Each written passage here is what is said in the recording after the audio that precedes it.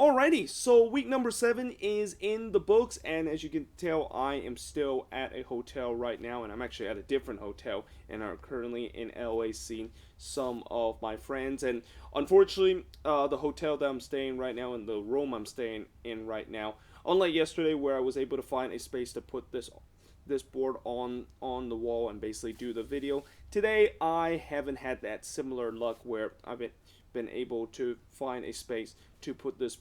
board on a wall and basically do the video, and instead I'm just pretty much holding onto this board with my left hand. Now the good thing about this video is that since there's only 2 games I'm gonna be reviewing, which is going to be a much shorter video than the 70-minute video that I did yesterday, but also the fact that since I don't have to do the timestamp for this video, and I don't have to use my pen to write down the timestamp here on the notebook, I don't have to worry about basically holding the board and also writing the timestamp with the pen that I have here. I mean, imagine if I basically do that. That could be a little bit annoying, and in some way I'll probably have to put down this board every time I have to write down some of the timestamp for some of these games. But going to looking at these 2 games that happened on Sunday. Well,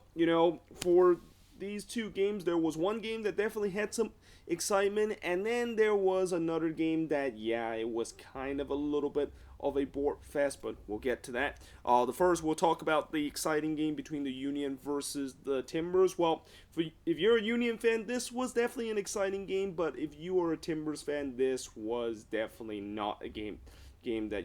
you would take enjoyment. And also, the Union, with this win, they actually snapped a 5-game losing streak in terms of the head-to-head against the Portland Timbers, because as I mentioned, in terms of the head-to-head meeting between both of these teams, the Timbers actually won the last 5 meeting between both of these teams, but the Union was able to snap that streak out by winning 3-0 against the Timbers in this game. Early on in the first couple of minutes, they mentioned the Timbers actually had 10 injuries coming into this game. I mean, we talk about how the Timbers are pretty much one of the team with the worst luck in terms of the injury bug this season, and I also feel like this game is an example where it seems like that injury bug has started to catch up to them. I mean, it's been quite incredible of what the Timbers have been doing for the past couple of weeks, getting points despite the fact that pretty much almost half of their squad is on the IR right now, and you just kind of feel like this game seems like it finally caught up to them, and maybe hence that's why they did not really had a good game in this one. But then also just a couple of seconds after they mentioned that the Timbers had 10 injuries, John Strong actually kind of got caught in the hot mic, and he basically was kind of talking about how, is there actually an echo that I'm hearing, because I kind of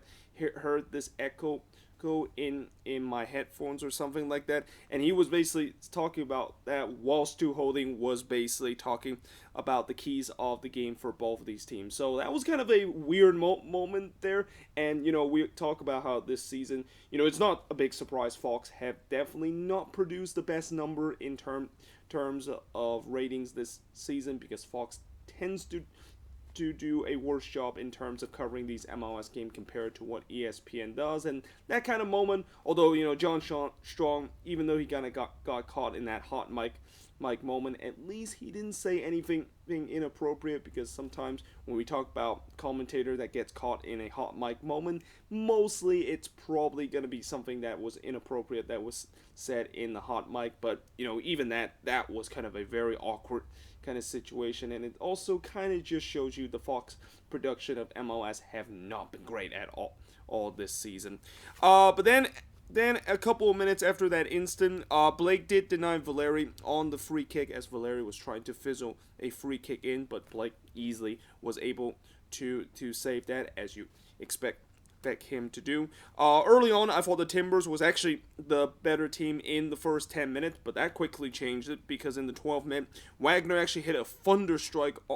of a volley that just goes wide, and I'll tell you what, if that went in, that would have definitely been in contention for goal of the week. It might even win goal of the week, because the way that Kai Wagner struck that one from long range, and especially on the volley with such a great pace, yeah, obviously if that went in, that would have been an amazing goal. But then 10 minutes later, the Union would get on the board, and it's Castro Shabilko that scored from Wagner to give the Union a 1-0 nothing lead in the first half. And really, I think another big story coming out of this game was set pieces and how the Union was deadly in terms of set pieces, and the Timbers, yeah,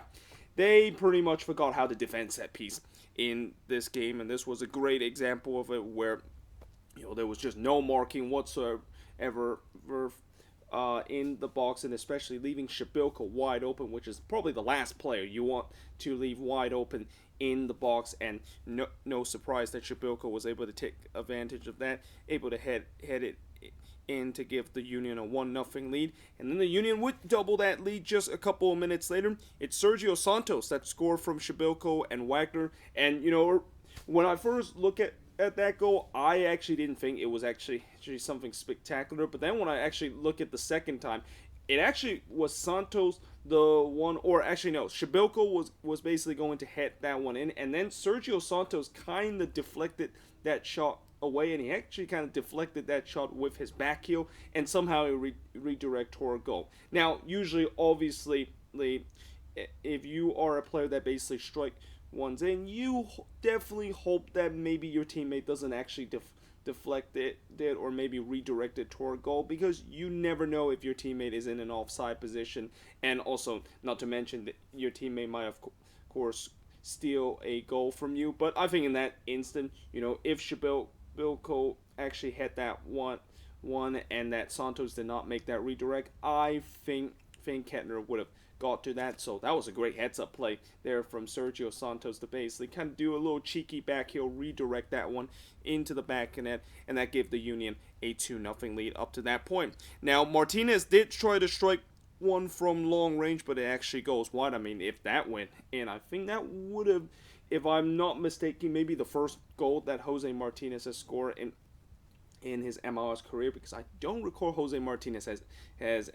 ever score a goal for the Union. I might be wrong, though. If you're a Union fan, of course, watching this, feel free to kind of correct me if I'm actually wrong about that statement. But then in the 45th minute, it looked like it was 3-0 in favor of the Union, as Leon Floch was able to put the ball into the back of net, but unfortunately the goal was disallowed, and apparently it was disallowed because he basically handballed this one, as he was basically about to strike it into the back of the net, and in the end it was the right call. I mean, you can clearly see that Leon Floch handballed that one, and even though his hand was in kind of a natural position, with the new rules, it doesn't really matter if the ball hits your hand in a natural position or an unnatural position. If you handle the ball that led to a goal, pretty much that is always going to be disallowed, and it's no surprise that we saw that kind of instant happen, and VAR was rightfully so to kind of call that goal off. But the Union still would be happy heading into halftime, because they were up 2-0 up to that point. But in the second half, the Timbers did try to get one back, as Felipe Mora in the 55th minute clearly should have got one back for the Timbers. I mean, that was an absolute sitter that he missed from 8 yards out, and because of that missed opportunity from Mora to maybe give some life to the Timbers, the Union basically go on the other end to try to capitalize on that. Well, actually, this was not immediately, but more like a couple of minutes later, the Union would eventually find that third goal, and it's actually Jack Elliott that scores from Corey Burke. And, Elliott, we know that he doesn't usually score a lot of goals for the Union, so it's no surprise the fact that he kind of didn't really celebrate there. But also, I think at the same time, he wasn't really celebrating because of the fact that he thought he was in an offside position, but they kind of checked to see whether or not if it was offside, and it wasn't, and the Union were up 3-0 up to that point. Bedoya then hit the post in the 72nd minute, as the Union was really looking to try to make this even more ugly. And again, Portland, I also kind of wrote that they were kind of having a TFC moment in this game, because remember how in that game between Cruz Azul and TFC, how TFC tends to have problem in terms of set pieces, and they always tends to give up those set piece opportunity and give up goals from the set piece. Yeah, that was the Timbers tonight, where they just could not deal with the set piece opportunity that the Union, of course, was put on them. Then in the 75th minute, Montero tried to blaze one one from long range, but unfortunately it goes high. Before, Corey Burke was able to rob Abobasi from close range, but then just the very next sequence play, he would actually do the same thing, and this one was even a more impressive save because Abobasi actually was going through on goal, and somehow Blake was able to deny him there, and also Valeri did try to hit one on the volley on the follow up, but unfortunately that one goes high. But I thought, despite this game was being out of reach, the Timbers, they weren't giving up. They were looking to try to maybe get a consolation goal in this one, but at the same time, you also saw the Union were looking to try to make this more ugly and try to score the fourth goal, and they probably should have done it in the 87th minute when Corey Burke, who basically was through on goal and basically had no one near him as he went through on goal, and I'm not quite sure, did he kind of had too much time to think about it, or he might have just kind of caught into two minds because he put a very weak shot that basically Kettner was able to save that one. And Corey Burke, he has definitely had his struggle with the Union, and I think that is kind of a clear example of why exactly he has been struggling ever since he's come back for to the Union for his third stint with the club. And yeah, I mean, if he was actually informed, that should have clearly been the fourth goal in favor of the Union. But either way, the Union were still able to win 3-0 in this game. And the shots in this one, 16 shots compared to 10 that the Timbers had, 5 shots on goal compared to 4 that the Timbers had, 7 shots off target compared to 4 that the Timbers had, 4 shots that was blocked compared to 2 that the Timbers had. And possession-wise, 53% possession compared to 47% possession that the Timbers had in this game. And for the Union, they're starting to get a winning streak going in these past couple of weeks, and I know they're definitely going to be a little bit disappointed the fact that now they're kind of go on a good run, and now MLS is basically going to be taking a 2-week break, and they hope that that is not a way to kind of break up the momentum that they've been having in these last couple of weeks, getting a bit of a winning streak going. But as for the Portland Timbers, boy, do they need this 3-week break badly. And as I said, it seems like injuries has started to caught up to this team. But at the same time,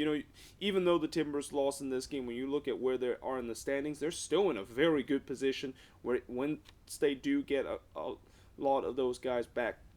from the IR list, this team can really start to be a dangerous team and could potentially push up the table in the latter part of this season. But now moving on into the last game on this board and the last game of week number 7, and that of course is the Seattle Sounders versus Austin FC. And how about the new boys, Austin FC, getting a 0-0 draw against the Seattle Sounders? Now obviously I know that probably doesn't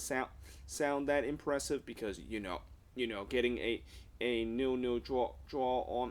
on the road, it seems like kind of a little bit boring. And in some way, when you look at how Austin FC play in this game, they were still having the same issue that they've been having in the past couple of games, where they just seems to kind of lack ideas once they go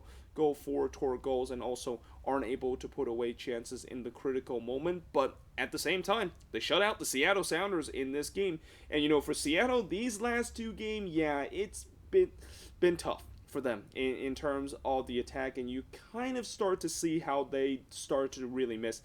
Nico Ladero. And unfortunately, there is a bit of bad news for Sounders fans, despite the fact that they dropped points once again in this one at home, is that Ladero actually, I think he's going to be undergoing surgery, and that originally it was going to be that June timetable that he's going to be returning to this team, and now it's still a big question mark. Now he, of course, is going to be undergoing surgery, and we don't know whether or not if he is going to be coming back with the Sounders team this season, depending on how his recovery is in terms of the surgeries that he's undergoing. I actually don't know exactly what kind of surgery that he is having, but it's probably ones that he is trying to have to kind of fix the issue that he's been dealing with, that knee injury pretty much throughout the entire part of the beginning of the season. But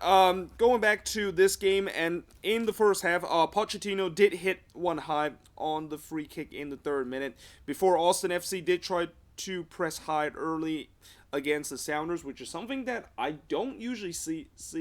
this team does very often. But I guess maybe they decided to do that because they definitely want to try to control the game, and this is kind of the way that Austin FC and Josh Wolf likes to his team to do, which is he wants to, of course, have the ball and basically control the majority possession in this game. And I wasn't surprised the fact that Austin FC was going to try to control the possession, and that the Sounders are probably going to be happy for them to basically have all the possession, because we know what we've seen the past couple of games from the Sounders, or not just from the past couple of games, but pretty much throughout this season, they have been a team that has been kind of started to becoming what their hated rival, the Portland Timbers, are started to begin with, where they're happy of giving the other team possession, but they also are going to be very deadly whenever they go on the transitional and go on the break. Now, I thought early in this game, neither team really had much chances in the first 20 minutes. Rodon did try to volley it, but unfortunately it goes wide, and this is Christian Rodon, by the way, that tried to volley this one in the 21st minute. But even after that, I thought the Sounders, they kind of looked very lackluster going forward on the attack. Gianpaolo did try to drive one from long range, but it goes wide before Alexander Ring tried to do the same thing, and unsurprisingly, the result was pretty much the same. It goes wide off the post, and we head to halftime with a 0-0 draw. Now, in the second half, once again, not much happening in the first 25 minutes in this game. I mean, if you were a neutral and after having such an exciting week, this was definitely kind of a bit of a letdown that this week, basically, and in a game that kind of was one of those 0-0 draw where really not much actually happened in this one. But in the 71st minute, Austin FC did had a big opportunity, and this is where I talk about earlier, where these are the moments that if Austin FC is going to continue to maybe try to get some points, or even get some points on the road before their home opener, these are the moments that they need to capitalize, because Jared Stroud was going through on goal, and in a game where you're facing against one of the toughest this team, and probably the toughest team to get wins on the road, these are the chances that they, of course, have to put away. But unfortunately, they didn't, and it was actually Stephen Cleveland that actually make a great save to rob Stroud there. But if you're Austin FC, you feel like that was the moment that they probably should have took advantage of it to go up 1-0 in this game. But instead, just 5 minutes later, the Sounders would actually win up 1-0 as Freddie Montero would score the goal, or at least that's what we thought, because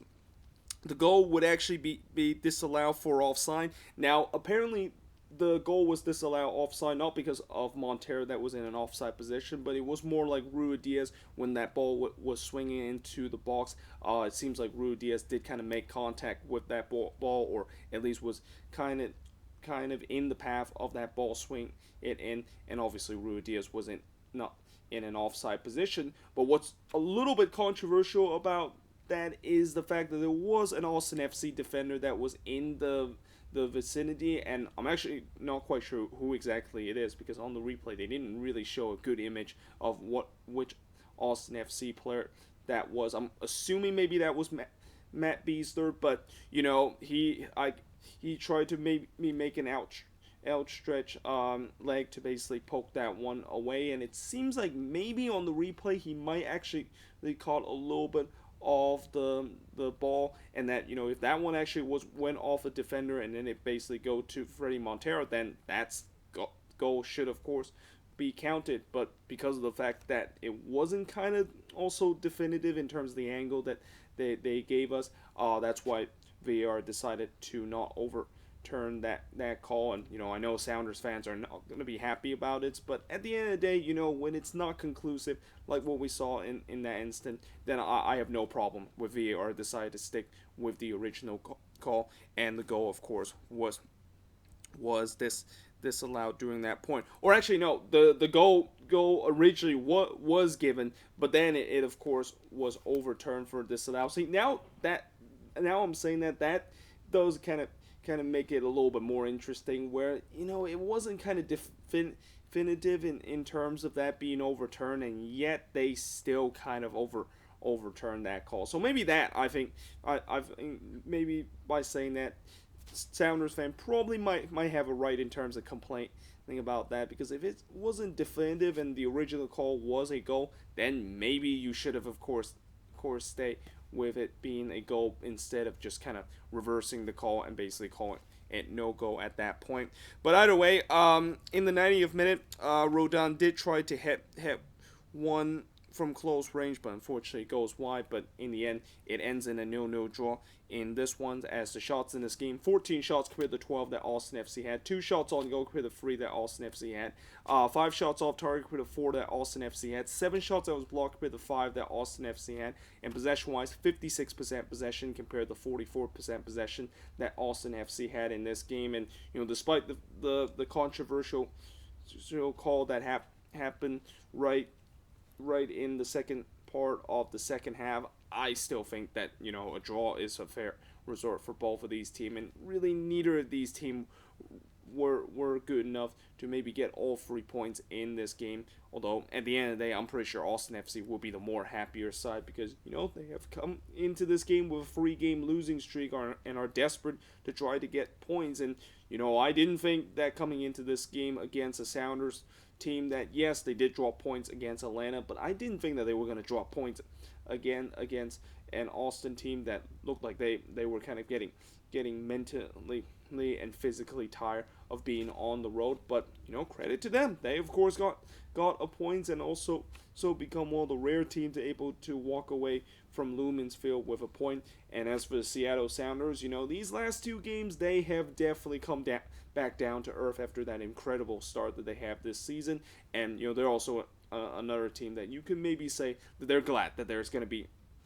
a 2-week break now in MLS, so that they can basically regroup a little bit and try to get themselves back to the form that they were in the beginning of the season. But yeah, either way, that is pretty much it for the review of both of these games. Let me know in the comments below, what do you think of both of these games? And like I said, we are not going to have an MLS game until I think June 12th is going to be the day when MLS is going to return after this mini summer break. And obviously the reason why we're going to have this mini summer break is because we have the Nations League, and we also have the Euros and Copa America that maybe MLS basically acknowledged that those are kind of important tournaments, that they don't want to kind of put MLS game overlapping those tournaments, and don't want to basically cause a lot of teams to have a starting 11 or selection headache in terms of their roster, because a lot of players are not going to be available for those games because of international duty. Although that being said, since the schedule, or since the summer break that the MLS is about to go to, or actually the first summer break, because they actually have another summer break a month later, and that's the Gold Cup break. This one, it's only going to be 2 weeks, and by the time when MLS is back, the Euros and Copa America is still going on. It is still going through the group stage. So yeah, by then it also will be very interesting to see what teams are going to do. And there are definitely a lot of team, and even certain teams where, since there's a lot of their players that is going to play for their national team, either in Copa America or even in the Euros, it's going to really throw a bit of a curveball in terms of seeing how these coaches is going to select their team. And maybe that could really change in terms of the way some of these games that is going to be coming up in a couple of weeks. But for now, this is pretty much the last review I'm going to be doing until a couple of weeks later, when the league is back. And during this break, if you wonder what I'm going to probably do, well, I'll probably start doing some videos reflecting these first couple of weeks to the season, and kind of talk about some teams that have got off to a surprising good start, or getting off to a good start, and some teams that probably have not hit the heights that they were supposed to hit, or teams that I'm going to look at that are off to a pretty bad start to the season. But yeah, until then, I hope you guys enjoyed this video. If you do, make sure you guys leave a like, smash the subscribe button, and yeah, I of course will see you guys next time.